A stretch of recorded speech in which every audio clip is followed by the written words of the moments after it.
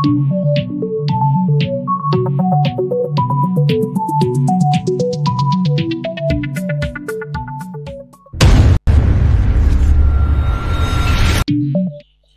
selamat datang dalam channel Kuliah Daring bersama saya Dudi Hartono. Kali ini kita bertemu dalam kelas Psikologi Komunikasi. Pada sesi ini saya akan membahas tentang psikologi komunikasi massa. Oke, seperti biasa, sebelum saya mengawali perkuliahan ini, jangan lupa subscribe, like, dan share channel ini. Bagi yang sudah melakukannya, saya ucapkan terima kasih. Baik, kita mulai saja pada perbincangan kita tentang psikologi komunikasi massa. Oke, seperti kita ketahui bahwa hari ini teknologi komunikasi telah sampai pada titik yang sangat tinggi, walaupun belum puncak, karena tidak akan ada puncak. Teknologi itu akan selalu terus berkembang. Nah, teknologi komunikasi hari ini telah menempatkan proses komunikasi tidak lagi melulu interpersonal, melulu dalam artian berhadapan-hadapan langsung, tapi juga kita bisa berhadapan secara virtual. Kemudian melalui media kita bisa berkomunikasi dengan jutaan orang secara serentak gitu. Nah, inilah yang menjadi core dari komunikasi massa, yaitu komunikasi menggunakan sebuah media untuk mencapai jumlah massa yang besar. Dalam pembahasan tentang psikologi komunikasi massa ini, media massa yang saya maksudkan adalah media massa konvensional. Artinya, saya tidak akan membahas pada psikologi komunikasi massa atau penggunaan media digital atau penggunaan media di era 4.0. Jadi yang dibahas adalah sistem, efek, cara kerja dari media massa konvensional. Nah, sebuah media massa ini kemudian menjadi rawan digunakan oleh segelintir orang, sekelompok kecil orang yang tentu saja pemilik dari media itu untuk melakukan kontrol informasi. Nah, ini sudah diwanti-wanti oleh Doviat sejak tahun 1967. Doviat mengingatkan bahwa kemungkinan dikontrolnya media massa oleh segelintir orang untuk kepentingan dia sendiri sangat besar, sehingga jutaan manusia kehilangan kebebasan.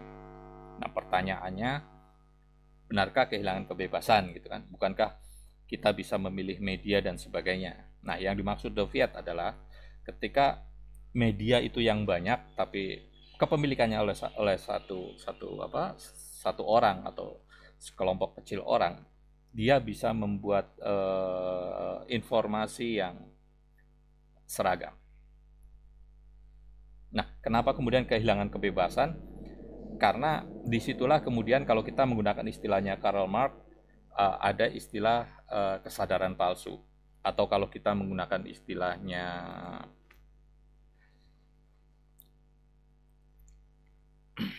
Antonio Gramsci, ini disebut hegemoni. Hegemoni adalah sebuah tindakan secara sukarela yang dilakukan oleh orang atau sekelompok orang, meskipun dia sebenarnya tidak sadar bahwa tindakan itu digiring oleh atau dikontrol oleh segelintir orang. Nah, dalam hal ini bagaimana kemudian media-media itu dikontrol untuk menyiarkan berita-berita yang menguntungkan kelompok mereka. Nah, apakah situasi itu kemudian sudah terjadi? Kita lihat di Indonesia, Bapak. Ya, di sebelah kiri ada gambar Pak Haritanu Sudibyo, dia pemilik MNC Group, ada RCTI, ada MNC TV, ada GTV. Itu adalah TV nasionalnya. Beliau adalah ketua partai Perindo. Kemudian ada Pak Surya Paloh, pemilik dari Metro TV. Dia juga pemilik dari media cetak, media Indonesia yang cukup berpengaruh di Indonesia. Kemudian ada Pak Hairul Tanjung, pemilik dari Transcorp, memiliki Trans TV dan Trans 7. Ada keluarga Sari Atmaja , yang memiliki SCTV dan Indosiar melalui grup MTEK. dan ada Pak Abu Rizal Bakri, pemilik dari Antv dan TV Pak. Nah, secara umum para pengusaha media ini dekat dengan kekuasaan. Partai Perindo punya wakil Menteri Pariwisata. Partai Nasdem punya banyak menteri, termasuk Menteri Kominfo di pemerintahan. Nah, ini sehingga kemudian media massa kemudian rentan untuk digunakan, ya tentu saja untuk kepentingan pemerintah, kepentingan kekuasaan. Kritik terhadap media kemudian menjadi lemah. Gitu. Apakah kemudian kritik diperankan oleh TV One atau Antv? Silakan Anda cermati. Oke, yang jelas bahwa komunikasi massa adalah pesan yang dikomunikasikan melalui media massa pada sejumlah orang besar. Orang banyak, sejumlah besar orang maksudnya. Atau menurut Gardner, komunikasi massa adalah produksi dan distribusi yang berlandaskan pada teknologi dan lembaga dari arus pesan yang kontinu serta paling luas dimiliki orang dalam masyarakat industri. Atau Pak Jalaluddin Rahmat menyebutnya komunikasi massa sebagai jenis komunikasi yang ditujukan kepada sejumlah khalayak yang tersebar, heterogen dan anonim, melalui media cetak atau elektronis, sehingga pesan yang disampaikan dapat diterima secara serentak dan sesaat. Oke, siapa yang membaca media itu tentu saja yang mengakses media. Selama media itu tersebar ke sejumlah wilayah, kemudian diakses, dibaca, ya itulah komunitas dari media massa itu. Ya, kalau kita lihat karakteristiknya antara media massa dengan sistem komunikasi interpersonal jelas berbeda. Media massa tentu saja bersifat tidak langsung karena secara teknis dia harus menggunakan media, baik itu cetak maupun elektronik, televisi, radio. Interpersonal bertatap muka langsung. Gitu.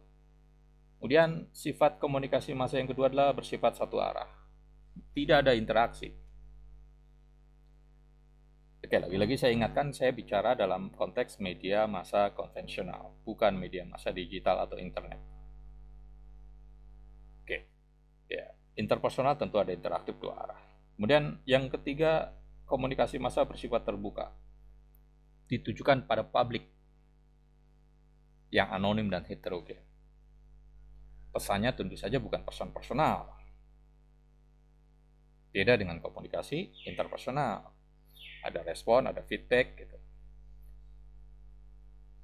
Kemudian peserta komunikasinya besar, mempunyai publik yang secara geografis tersebar. Sedangkan komunikasi interpersonal, peserta komunikasinya terdiri dari dua orang. Nah, itu perbedaan-perbedaan karakteristiknya secara garis besar. Oke, kita lihat bagaimana karakteristik psikologi komunikasi massa dalam hal pengendalian arus informasi. Nah, ini yang dikhawatirkan oleh banyak orang, bahwa pengendalian arus informasi oleh segelintir orang akan membahayakan jalannya demokrasi. Karena salah satu fungsi pers ini produk dari media massa adalah menjadi watchdog, surveillance untuk mengawasi jalannya roda pemerintahan. Jadi mengendalikan arus informasi di sini berarti mengatur jalannya pembicaraan yang disampaikan dan diterima oleh massa. Artinya apa yang disajikan kepada kita melalui koran atau televisi, ya kita terpaksa harus membacanya, kita terpaksa harus mendengarnya, kita tidak bisa mendebat itu. Kecuali pada saluran televisi atau radio yang membuka saluran interaktif untuk program-program tertentu. Pengendalian arus informasi ya dimulai dari agenda setting sampai kemudian ke framing. Frame seperti apa yang dimunculkan agar pembaca bisa memahami informasi sesuai yang diharapkan oleh si produsen atau pembuat informasi tersebut. Contohnya paling sederhana adalah namanya gini, Jakarta banjir gitu. Nah, pilihannya dua. Kalau kita mendukung pemerintah daerah, kita akan bilang bahwa banjir Jakarta karena cuaca ekstrim. Datanya ada. Kebetulan datanya memang ada di BMKG. Curah hujan tinggi, kemudian air laut pasang sehingga air dari dataran tinggi ke Jakarta nggak bisa masuk ke laut, balik lagi Jakarta banjir. Tapi bagi mereka yang kontra terhadap Pemda akan bilang bahwa Pemda tidak becus mengurus saluran air. Faktanya kebetulan ada, Mbak, gitu. Nah, tinggal pilih mana yang kita mau kedepankan. Kalau kita membela Pemda, tentu saja kita menggunakan fakta yang pertama. Kalau kita kontra atau anti terhadap Pemda, atau kita menjadi oposisinya, ya kita menggunakan fakta kedua, bahwa memang jalanan atau saluran air macet, gitu kan. Ada banyak galian, tumpang tindih, proyek pembangunan dan sebagainya, sehingga Jakarta mudah banjir, gitu. Sementara fakta yang pertama tadi juga ada faktanya. Nah, inilah yang kemudian dimunculkan sebagai sebuah framing. Bandingkan dengan komunikasi interpersonal.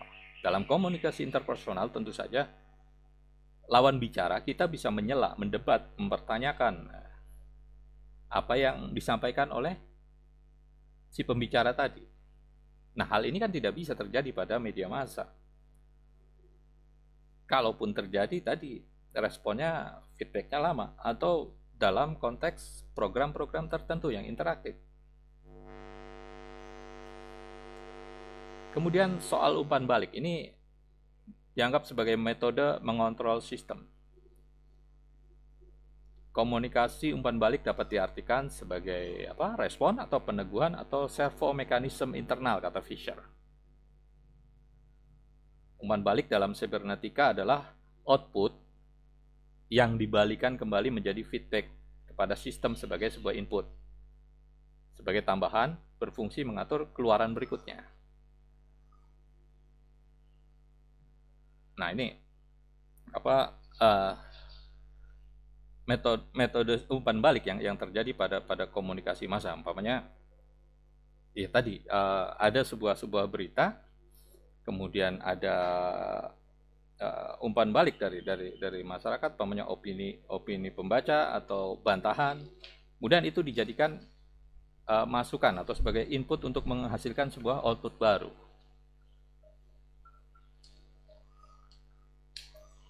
Yang berikutnya adalah karakter psikologi komunikasi massa adalah stimulasi alat indera.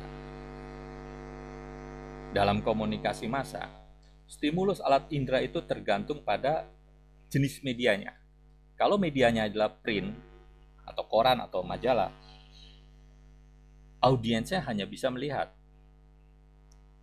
Alat indera yang distimulus, yang dirangsang itu adalah mata. Sedangkan pada radio, alat indera yang dirangsang adalah telinga, mendengar. Ketika televisi, stimulus alat inderanya adalah mata dan telinga. Bagaimana dengan teknologi digital? Tidak hanya mata dan telinga, tapi juga kulit, rabaan, touch screen. Oke, kita lihat apa yang disampaikan oleh McLuhan tentang perkembangan masyarakat komunikasi. Pertama, ada babak tribal, kata dia. Ini babak tribal itu ketika alat indera manusia bebas menangkap segala stimulus tanpa dibatasi teknologi komunikasi.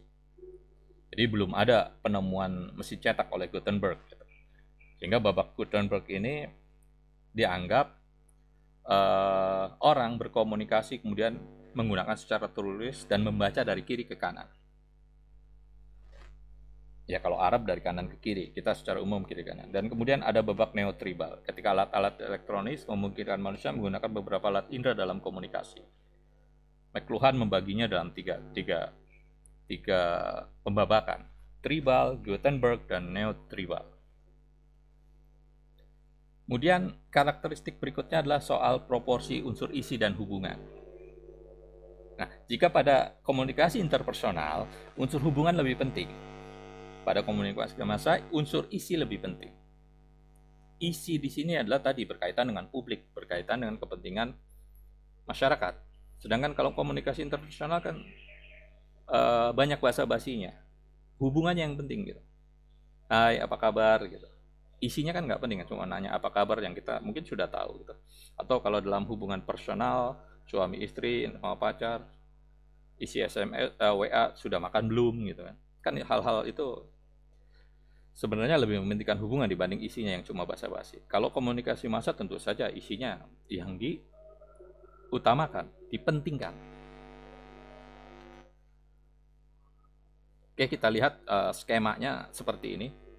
Produsen komunikasi atau media massa membuat pesan melalui medianya, channelnya media, saluran medianya apa, koran, televisi, majalah, radio, dan sebagainya. Sampai ke audiens yang jumlahnya besar, heterogen, anonim, dan tersebar. Tersebar di mana ya sejauh media itu menjangkau audiensnya. Atau sebaliknya, sejauh audiensnya bisa menjangkau media itu.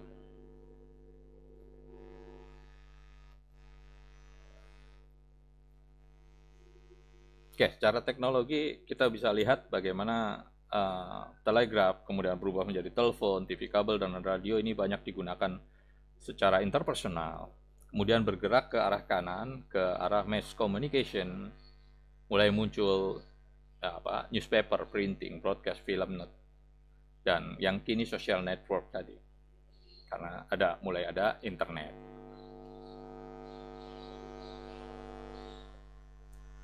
Oke, baik. Berikutnya saya mencoba menjelaskan tentang 5 pendekatan fungsi terhadap penggunaan media yang disampaikan oleh Laswell dan Wright. Yang pertama tadi, surveillance, pengawasan, pengamatan, watchdog dalam terminologi media jurnalistik, mengawasi jalannya pemerintahan. Media menjadi oposisi loyal kalau di Indonesia, istilah yang lagi berkembang. Kemudian ada fungsi correlation. Correlation itu menghubung-hubungkan antara pembaca satu dengan pembaca lain yang punya ketertarikan sama, Bapak. Mereka yang suka politik dengan ya akan ketemu dengan komunitas politiknya. Kemudian transmisi budaya.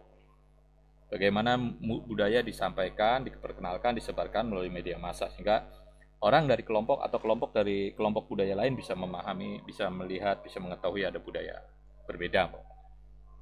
Yang keempat adalah entertain, hiburan. Tentu ini juga penting, ada sinetron, film, musik, dan sebagainya. Dan yang terakhir mobilization, mengerahkan kekuatan. Peristiwa reformasi 212 tidak akan menjadi mobilisasi kalau tidak ada pemberitaan intens dari media.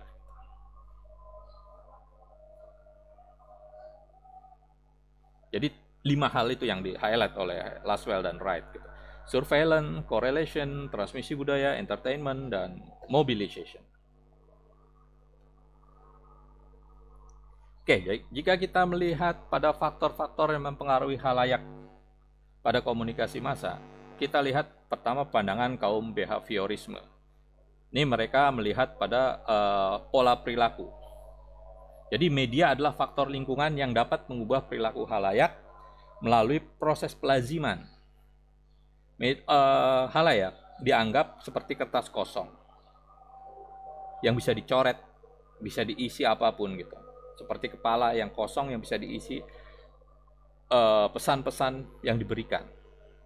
Contohnya umpamanya anak kecil yang kemudian melakukan imitasi, proses peniruan dari apa yang dia tonton di televisi.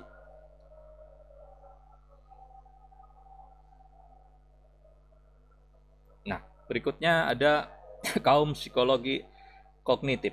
Ini justru melihat halayak itu sebagai organisme yang aktif, yang dapat mengorganisasikan stimulus, sehingga dia bisa dapat melakukan proses tawar-menawar.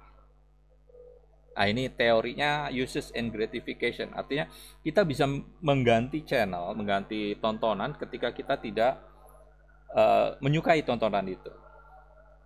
Nah, ini pandangan psikologi kognitif. Kan ada orang yang senang sinetron, ada orang yang senang berita, ada orang yang senang musik. Sinetron pun berbagai judul. Kemudian ada pendapat lain dari Raymond Bauer bahwa khalayak yang kepala batu, obstinate audience, yang baru mengikuti pesan bila pesan itu menguntungkan mereka. Jadi ya ada orang-orang yang memang sudah punya pandangan sendiri terhadap sebuah peristiwa, sehingga sifatnya afirmatif. Ketika peristiwa itu membenarkan apa yang sudah dia yakini, dia akan mengikuti itu. Jadi bukan soal klarifikatif. Ini bukan soal benar atau salah, tapi bagaimana peristiwa itu sesuai nggak apa yang saya sudah yakinin sebelumnya gitu. Nah, kemudian ada teorinya De Fleur dan Rockich tentang pertemuan dengan media. Oke, mereka atau keduanya melihat bahwa pertemuan halayak dengan media berdasarkan 3 kerangka teoritis. Yang pertama adalah perspektif perbedaan individual, kedua perspektif kategori sosial, dan ketiga adalah perspektif hubungan sosial. Perspektif perbedaan individual memandang bahwa sikap dan organisasi personal psikologis individu akan menentukan bagaimana individu memilih stimuli dari lingkungan, bagaimana ia memberi makna pada stimuli tersebut. Nah, ini artinya bahwa setiap individu punya reference sebelumnya gitu. Jadi ketika ada stimuli yang masuk, ya akan menentukan reference dia seperti apa. Umpamanya orang yang gampang takut gitu. Ketika distimuli oleh bayangan putih gitu, dia akan langsung memberi makna bahwa itu hantu. Sebaliknya orang yang tidak punya rasa takut yang lebih tebal gitu, artinya tidak penakut, dia akan tidak langsung memaknai bahwa bayangan putih itu hantu. Tapi dia bisa maknai yang lain, cahaya, kelebatan cahaya. Sedangkan perspektif kategori sosial ini berasumsi bahwa dalam masyarakat terdapat kelompok-kelompok sosial yang reaksinya pada stimuli tertentu cenderung sama. Umpamanya klub sepak bola Persija Jakarta, fansnya, the Jacks, dia akan punya reaksi yang sama ketika ada stimuli tertentu yang muncul di hadapannya. Ada warna orange, mereka langsung oke, itu bagian dari saya, itu karena itu lambang The Jack gitu. Begitupun umpamanya dari kelas sosial. Kan ada orang yang kemudian, ada kelompok sosial yang kemudian menganggap orang yang bersendawa ketika makan, nah itu dianggap pasti dari kelompok kelas sosial yang lebih rendah. Nah, yang terakhir perspektif hubungan sosial. Ini menekankan pentingnya peranan hubungan sosial yang informal dalam mempengaruhi reaksi orang terhadap media massa. Bagaimana dia berinteraksi dalam kelompoknya.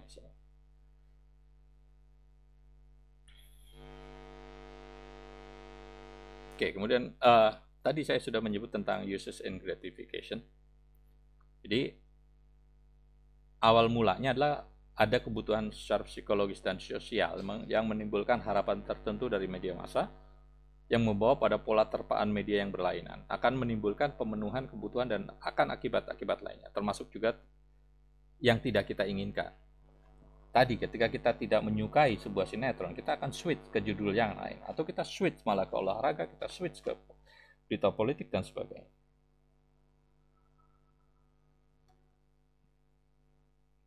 Oke, ini terakhir kita bicara tentang efek yang ditimbulkan.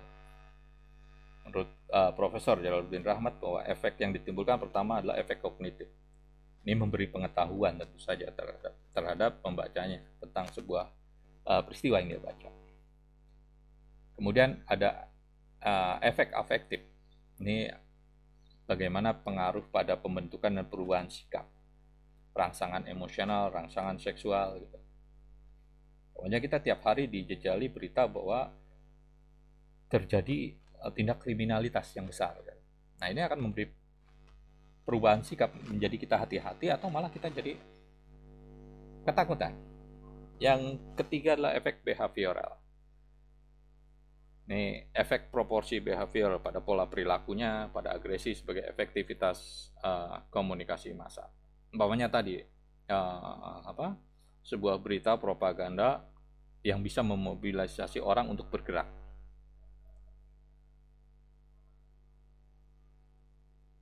Nah, oke, itu saja yang dapat saya sampaikan dalam sesi kali ini. Kita akan bertemu lagi pada sesi berikutnya. Terima kasih telah menyimak video ini sampai akhir. Jangan lupa subscribe, like, dan share. Sampai jumpa.